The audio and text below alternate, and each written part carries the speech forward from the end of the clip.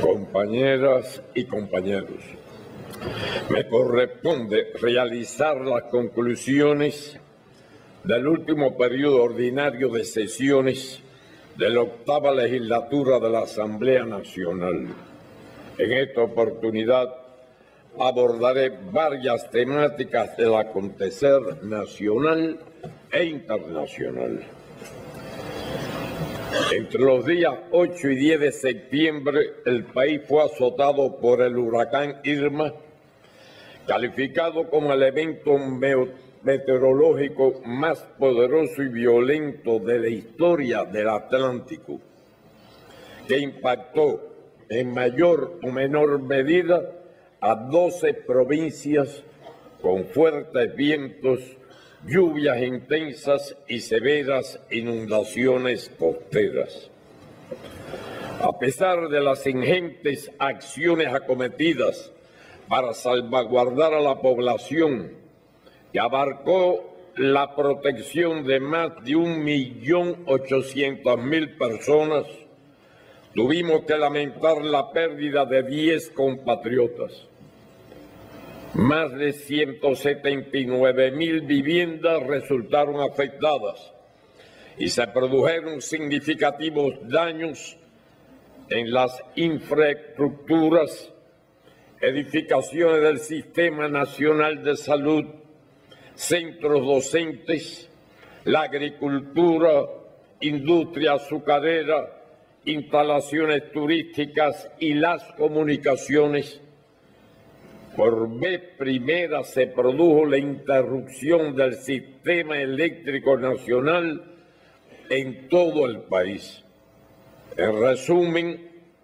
los daños ocasionados por el huracán Irma fueron cuantificados en 13.185.000 pesos, cifra calculada a partir de la paridad del peso con el dólar norteamericano. Nuevamente se puso de manifiesto el espíritu de resistencia y victoria de nuestro pueblo, que con organización, unidad, disciplina y solidaridad enfrentó ese evento y la etapa de la recuperación.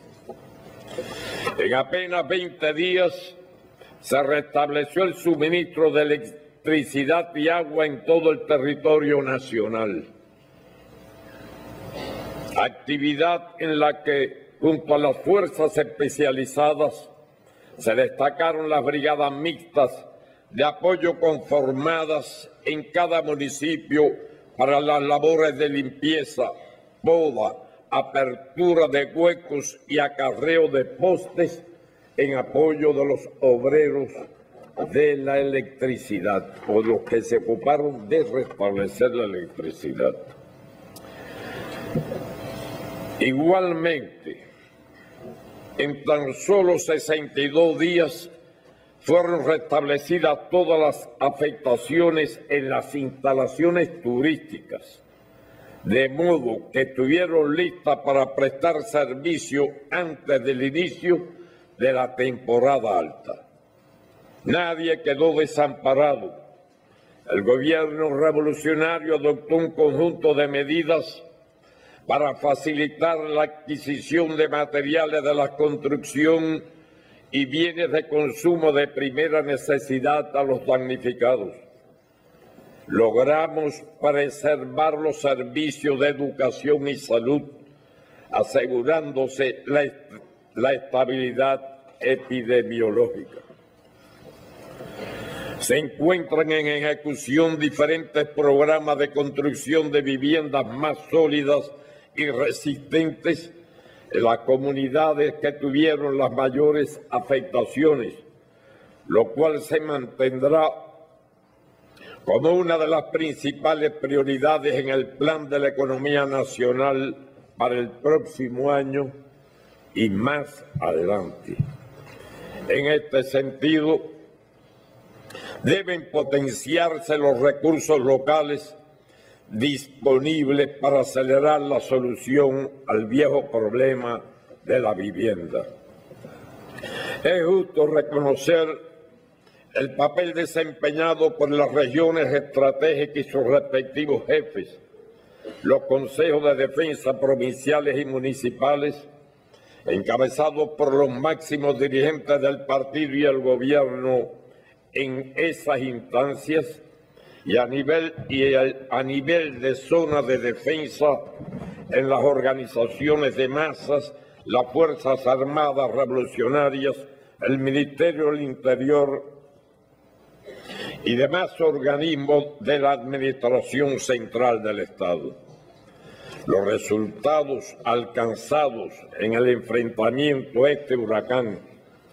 y las experiencias acumuladas ante fenómenos climatológicos similares en años recientes confirman la vigencia y validez de la doctrina de la guerra de todo el pueblo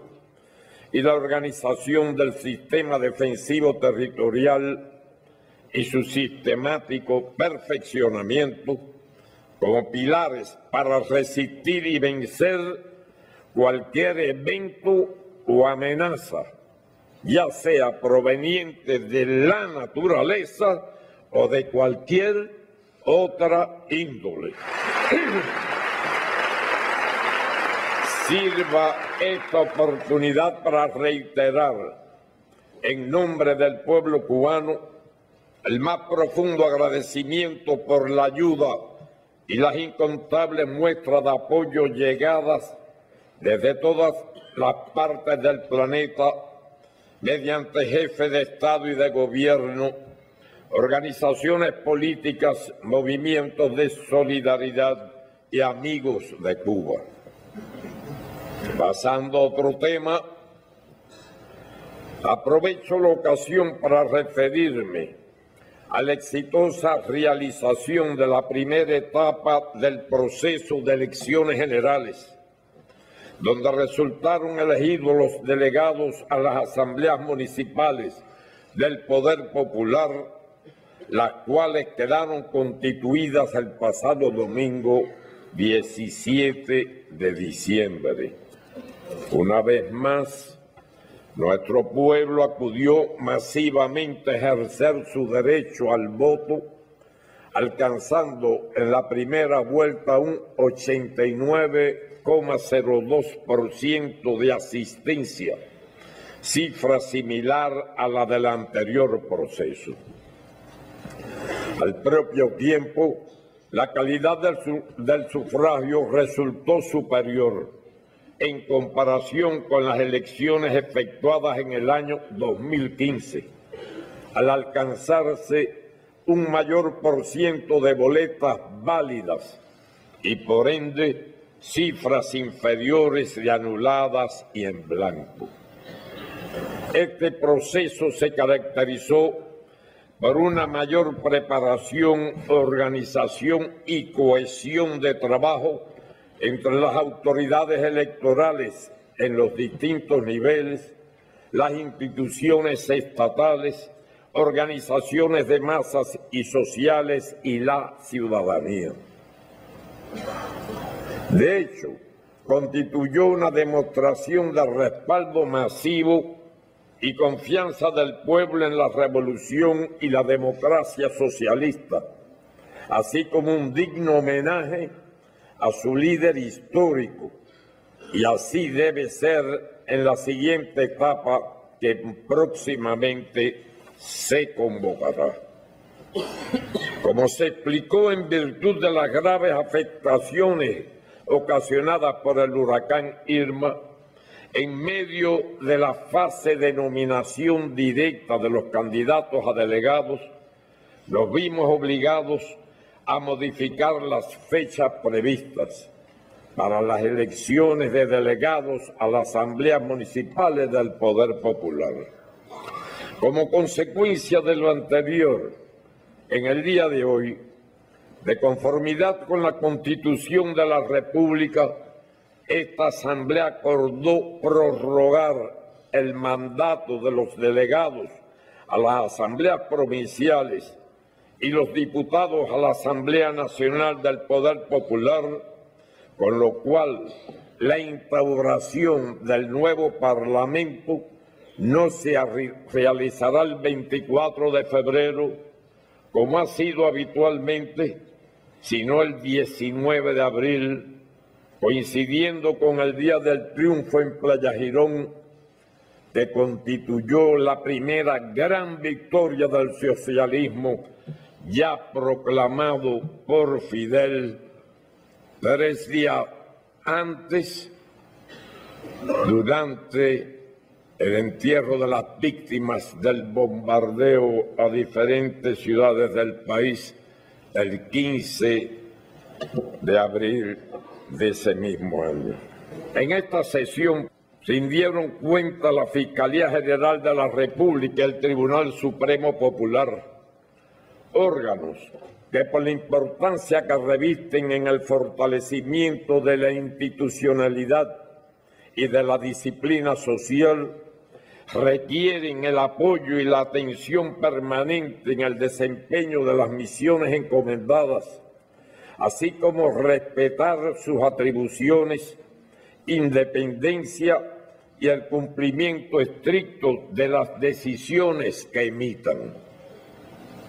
Al propio tiempo, debe exigirse a sus integrantes un comportamiento ético y el compromiso invariable con el pueblo y la revolución. En este ejercicio se evidenciaron los avances que ambas instituciones han demostrado en el cumplimiento de las funciones que les competen por la Constitución. Desde el martes pasado,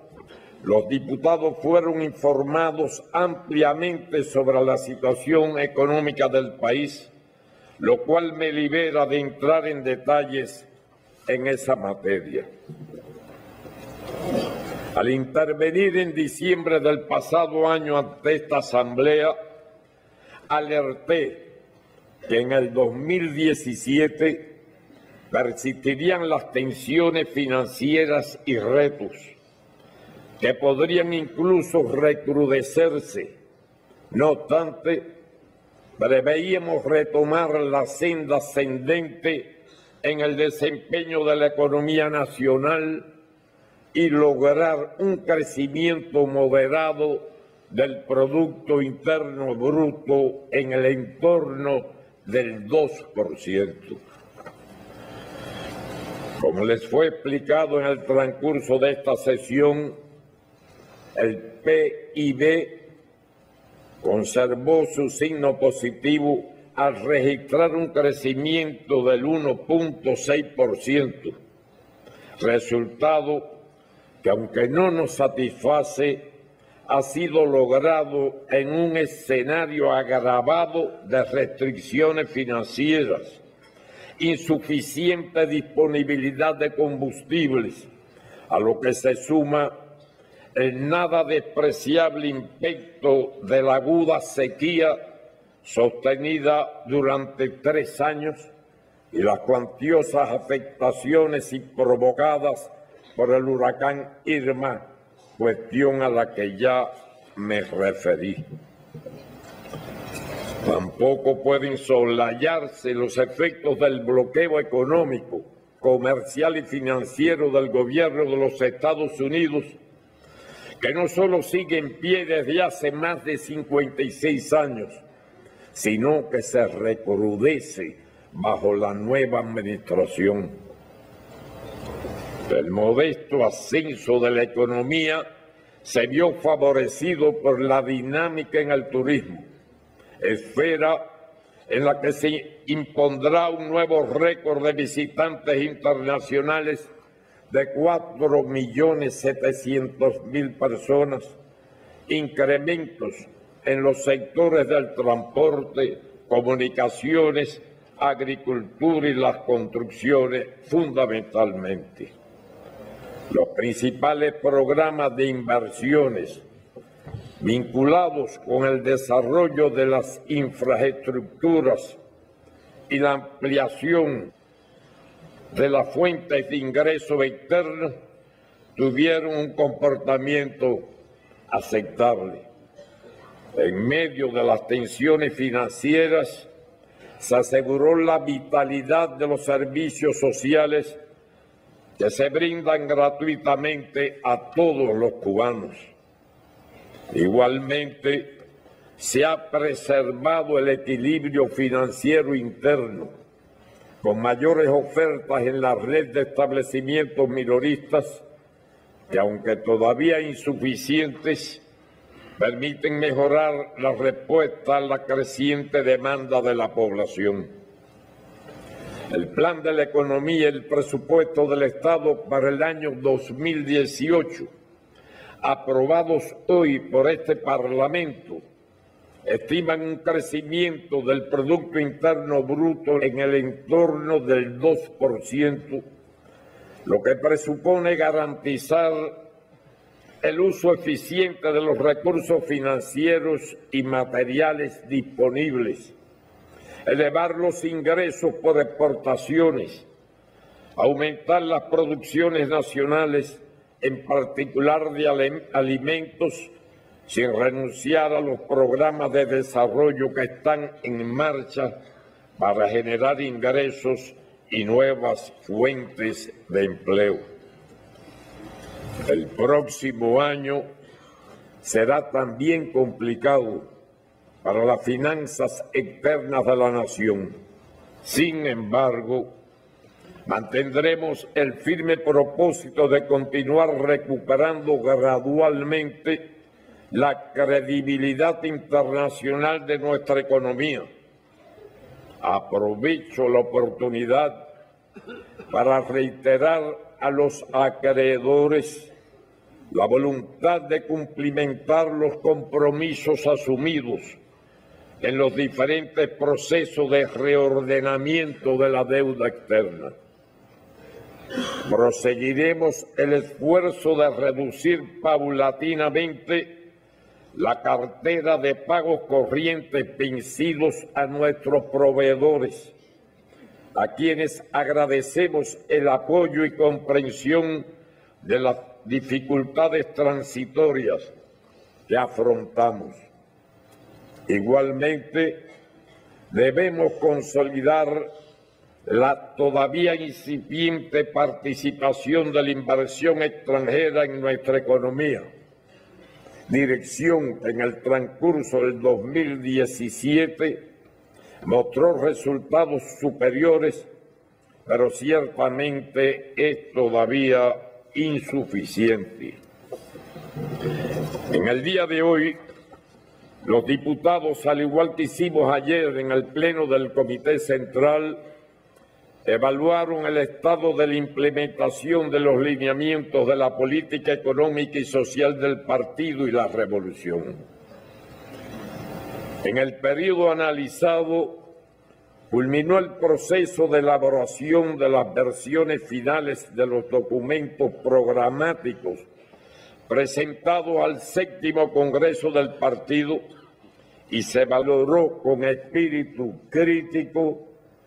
el comportamiento de la implementación de las políticas aprobadas a partir de las experiencias obtenidas con el objetivo de corregir las desviaciones y violaciones que se pusieron de manifiesto. Se ha trabajado con intensidad en la elaboración de las normas jurídicas que perfeccionan las formas de gestión no estatales, dígase el trabajo por cuenta propia y el experimento de las cooperativas no agropecuarias. No resulta ocioso en este sentido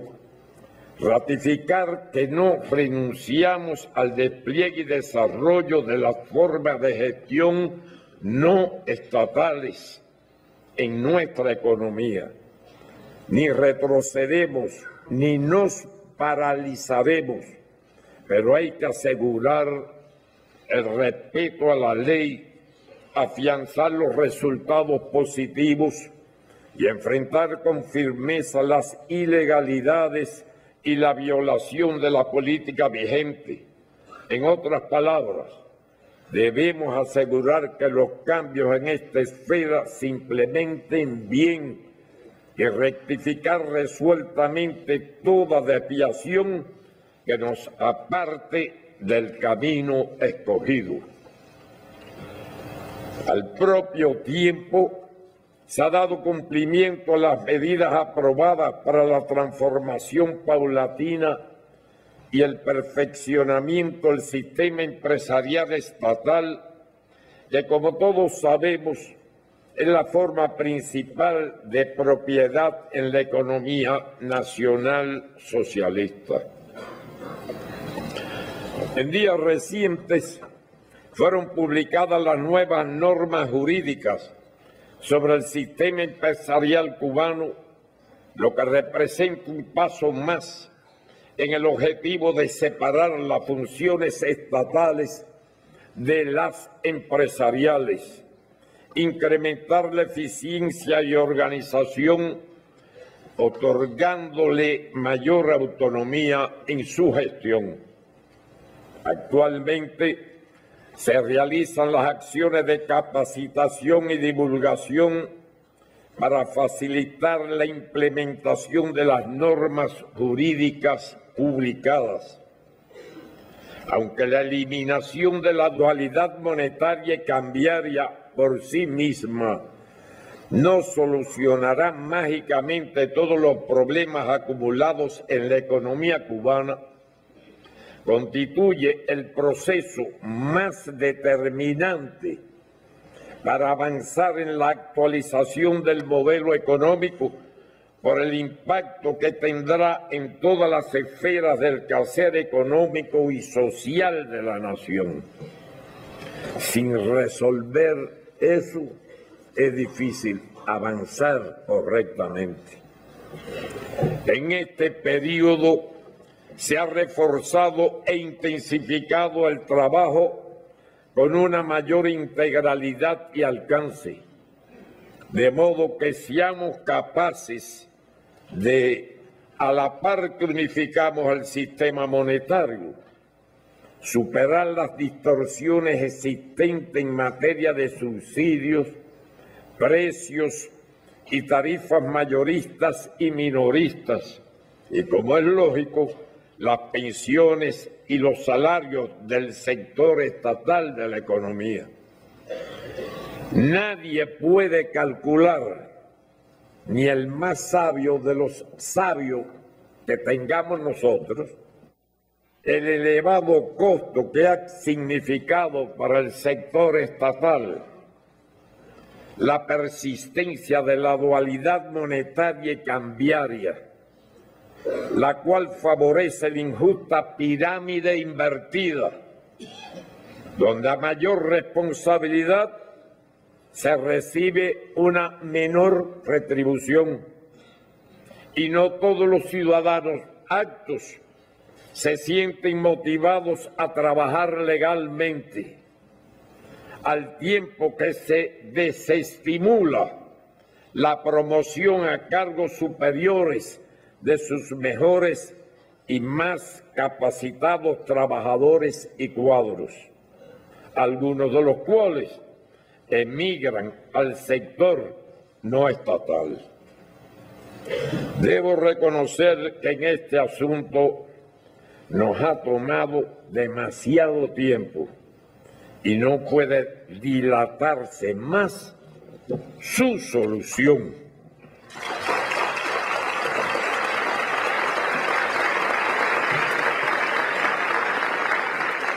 Al igual que en otras ocasiones,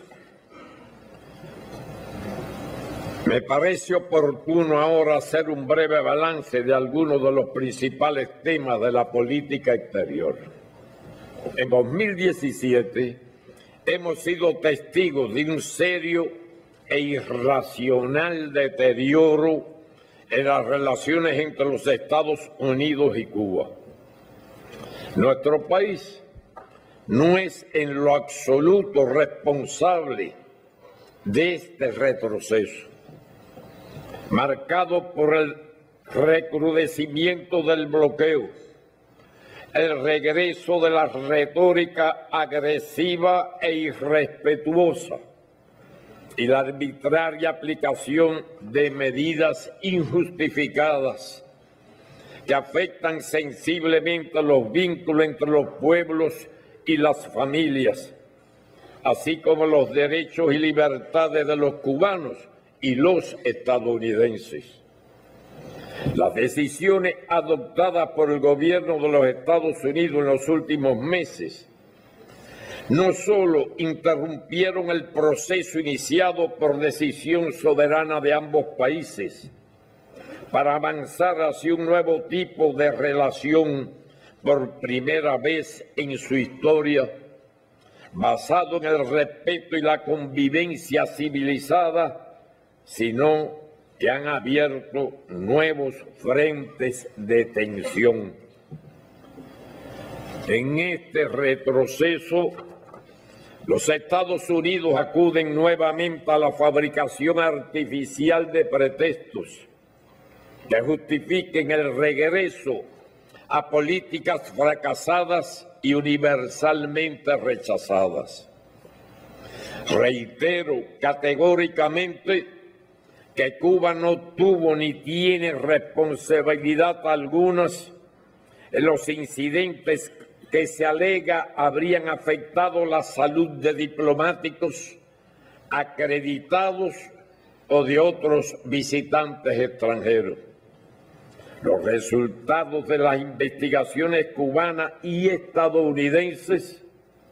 que hasta ahora no han encontrado la más mínima evidencia de la causa y el origen de las afecciones de salud descritas, así lo confirman. No ha sido Cuba la que ha establecido nuevas provisiones a los muy limitados vínculos económicos, comerciales y financieros existentes entre los dos países, y quien ha vuelto a restringir el derecho de los ciudadanos estadounidenses a visitar nuestro país y de los cubanos a los Estados Unidos, ni la que ha perjudicado el funcionamiento de las embajadas con consecuencias negativas para las relaciones migratorias, los intercambios y los viajes entre ambas naciones. No debemos olvidar que la política adoptada por el nuevo gobierno de los Estados Unidos tiene la oposición del pueblo estadounidense y de la comunidad internacional, que se expresó claramente el pasado 1 de noviembre en la Asamblea General de las Naciones Unidas al depositar su voto de forma casi unánime del planeta, con la excepción de Estados Unidos e Israel, a favor de la resolución presentada por nuestro país sobre la necesidad de que se ponga fin al bloqueo económico, comercial y financiero por parte del gobierno de los Estados Unidos, que el pueblo cubano sufre desde hace más de 56 años. Tampoco tiene el apoyo de la mayoría de la emigración cubana, que se ve afectada también por decisiones que solo favorecen a sectores retrógrados minoritarios, interesados históricamente en conducir a ambos países hacia una confrontación. Por nuestra parte, hemos hecho esfuerzos y continuaremos trabajando para preservar, en la medida de lo posible, los espacios de intercambio y cooperación establecidos en los últimos años. Y como he dicho en repetidas ocasiones, Cuba tiene la voluntad de continuar negociando los asuntos bilaterales pendientes con los Estados Unidos sobre la base de la igualdad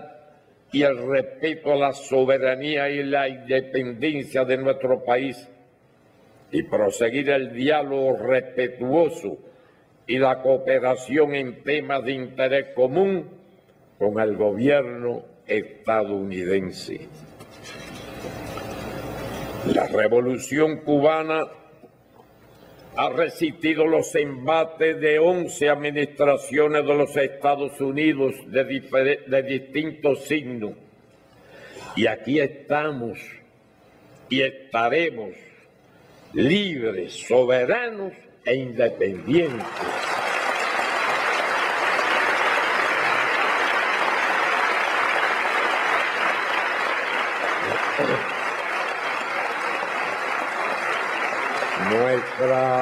Nuestra región latinoamericana y caribeña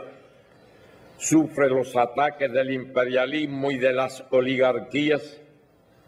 con el objetivo de hacer retroceder la historia y quebrar los avances logrados por las fuerzas populares durante los últimos años. La revolución bolivariana enfrenta la guerra no convencional que le imponen sus enemigos externos y sectores golpistas internos. Los resultados de los recientes procesos electorales ratifican la legitimidad y el carácter democrático del gobierno encabezado por el presidente constitucional Nicolás Maduro Moros y la Unión Cívico-Militar. Rechazamos las medidas coercitivas unilaterales por los Estados Unidos, Canadá y la Unión Europea y la injerencia externa contra el proceso bolivariano y chavista de Venezuela, que amenazan la paz y el diálogo entre venezolanos con propósitos desestabilizadores y generan penurias económicas a su población. Algunos gobiernos del hemisferio, en complicidad con personeros de la desprestigiada OEA, o sea, Organización de Estados Americanos, intentan aplastar a Venezuela. La Alianza Bolivariana para los Pueblos de Nuestra América reiteró, mediante la declaración de su Consejo Político reunido en La Habana en días recientes, que permaneceremos unidos junto a ella. La Revolución Cubana padeció por décadas etapas parecidas y aún peores en algunas ocasiones. Con esa experiencia y fieles a nuestros principios, ratificamos la invariable solidaridad con la República Bolivariana de Venezuela. Mantendremos la cooperación con el gobierno y el pueblo venezolanos, aún bajo las circunstancias más adversas. Haremos todo lo que esté en nuestras manos para cumplir el deber revolucionario de contribuir a la victoria de la revolución bolivariana y chavista.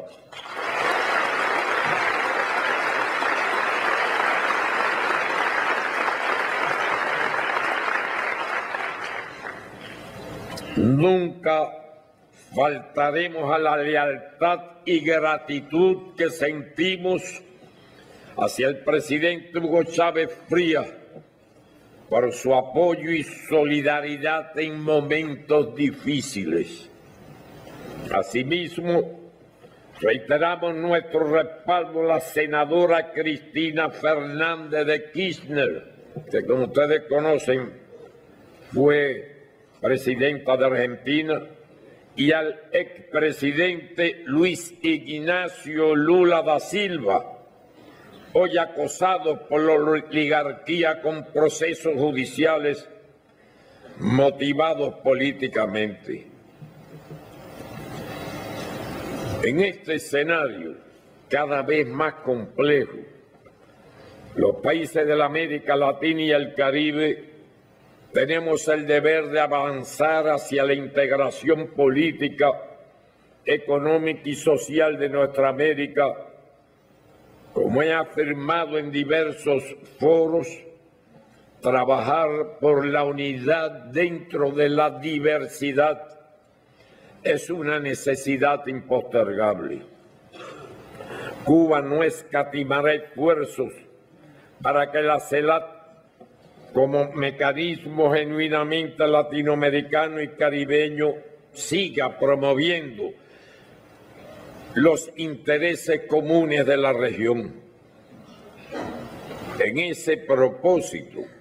los postulados de la proclama de América Latina y el Caribe como zona de paz deberán continuar siendo el referente en las relaciones entre los países de la CELAC y del resto del mundo con nuestros estados.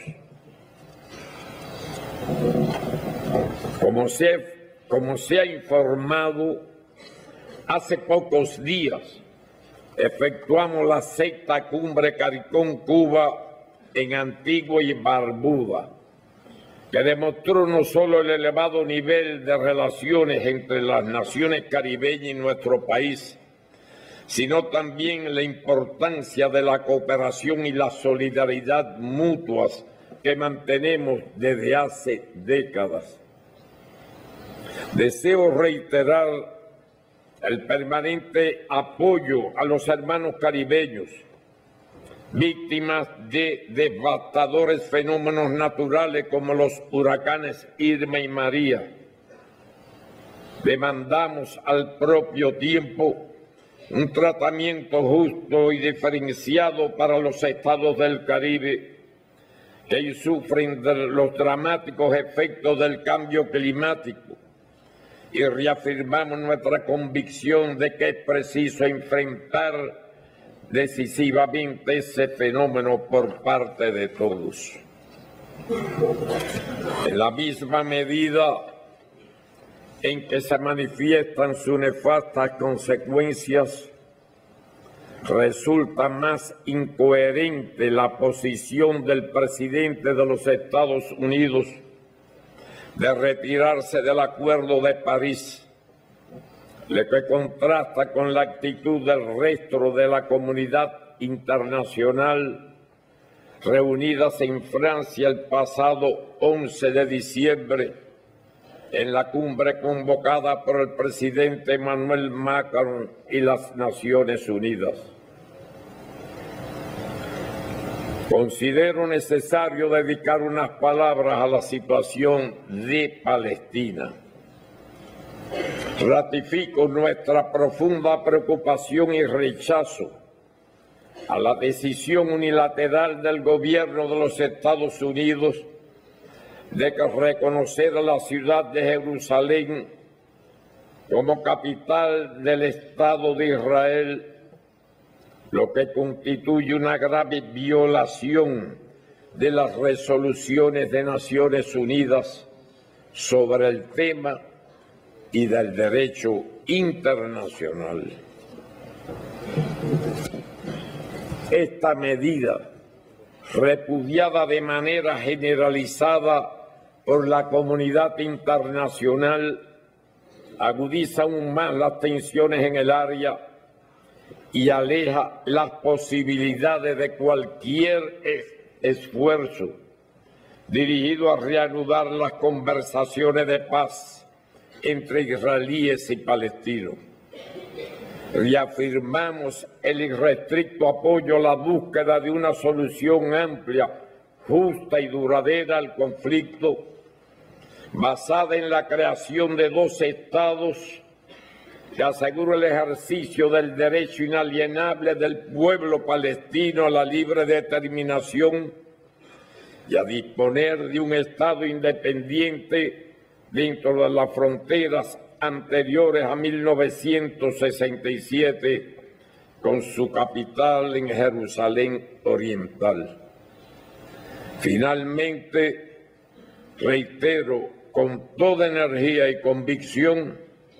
que nuestro país seguirá manteniendo sus posiciones de principios en todos los aspectos de las relaciones internacionales, a favor de los derechos de los pueblos, de la paz, la justicia y de la solidaridad con las mejores causas de la humanidad.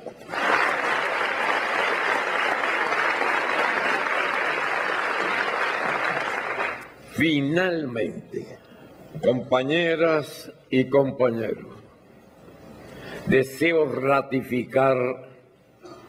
lo ya expresado por mí en el 6º y 7º Congreso del Partido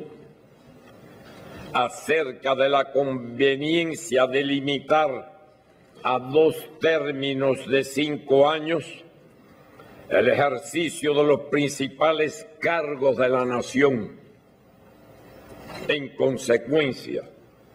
cuando la Asamblea Nacional del Poder Popular se constituya el 19 de abril del próximo año,